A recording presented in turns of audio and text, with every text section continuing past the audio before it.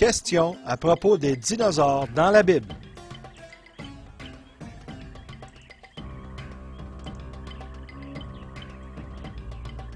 Première question. Pourquoi n'est-il pas question de dinosaures dans la Bible? La première version française populaire de la Bible n'est apparue qu'à la fin du 19e siècle dans la version de Louis II.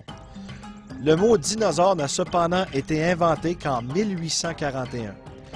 Il serait donc normal de ne pas s'attendre à retrouver le mot dinosaure dans les Bibles imprimées avant 1941. Nous pourrions cependant nous attendre à y trouver d'autres mots disponibles pour la description des dinosaures. La version française de Louis II utilise le mot dragon à tout près de 20 reprises dans l'Ancien Testament pour y décrire la plupart du temps des animaux réels.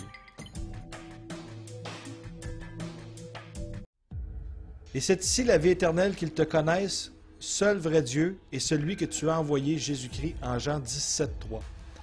Le mot connaître en grec, on a trois termes pour le mot connaître. Le premier, ce serait gnosis ou ginosko, qui est un nom qui signifie connaissance, un verbe d'apprendre à connaître, comprendre, venir à connaître, en retirer une connaissance perçue. En d'autres mots, c'est une relation intime. Le deuxième mot qu'on a en grec, c'est oida, qui est utilisé de manière similaire ou synonyme avec ginosko. Le troisième mot, c'est epignosis ou epignosko, qui est un nom qui veut dire savoir, et plutôt avoir une connaissance intellectuelle, savoir et comprendre.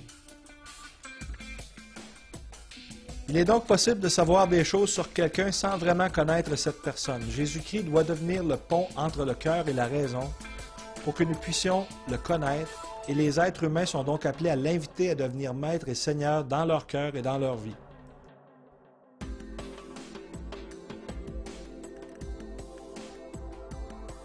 Nous voici de retour pour une des études les plus fascinantes en vue d'établir et de produire nos pièces à conviction, non seulement pour faire taire les mauvaises langues, mais aussi pour renforcer la foi ébranlée de certains croyants qui, depuis la sortie du film Da Vinci Code, ont de la difficulté à remonter la pente.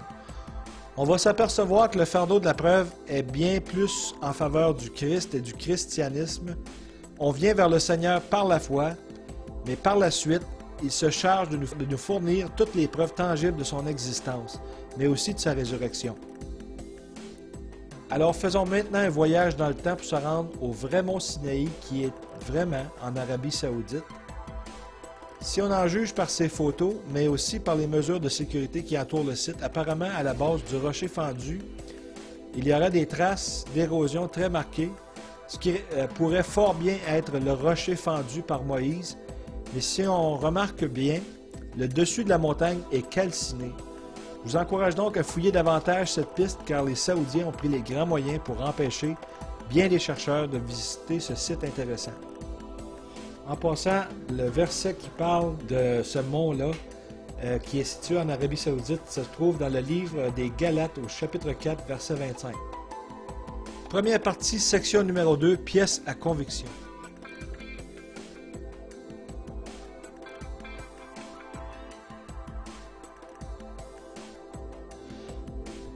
Bienvenue à la deuxième partie de cette étude intitulée « Authentification. L'évidence demande un verdict ». Nous allons donc ouvrir la session en prière. Père éternel, nous sommes reconnaissants parce que non seulement tu as gardé ta parole intacte durant des siècles, mais aussi tu as mis le paquet pour que nous comprenions à quel point tu nous aimes. Nous te remercions, Père, que nous ayons le privilège d'étudier ta parole en toute liberté dans nos foyers et dans nos congrégations et dans notre pays. Que ta parole produise ses bons effets en nous tous, afin que nous devenions les ambassadeurs de Jésus-Christ, ton Fils unique, notre Sauveur, mais aussi, Père, que nous t'apportions la louange et l'adoration qui t'est due, au nom de Jésus. Amen. Deuxième partie, authentification. L'évidence demande un verdict. La gloire de Dieu est de cacher une chose, et la gloire des rois est de sonder une chose. Proverbe 25, 2.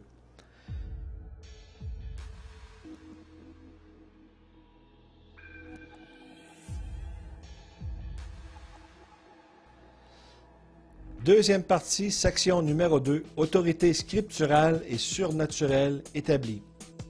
Nous sommes donc maintenant dans la dernière des 4 sections de cette étude, section qui est ma préférée parce qu'elle traite de la précision unique des prophéties de la Bible, mais aussi du design intelligent et surnaturel des Saintes Écritures.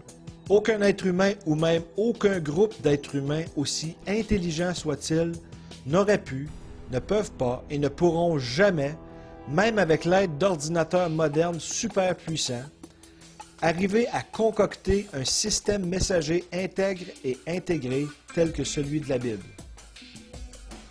Nous allons même voir que l'authentification du message se retrouve même cachée entre les couches de texte, ayant même des prophéties cachées à l'intérieur des prophéties. Nous sommes privilégiés de vivre à notre époque. Nous avons de bons outils à notre disposition tels que l'ordinateur, les Bibles en ligne, ainsi que les concordances en hébreu pour l'Ancien Testament, mais aussi en grec pour le Nouveau Testament, nous permettant d'aller vérifier l'exactitude de chaque verset de la Bible. Beaucoup de gens dans l'histoire auraient bien aimé avoir ce que nous avons aujourd'hui. Voici maintenant ce que nous allons voir dans cette dernière section intitulée « Autorité scripturelle et surnaturelle établie »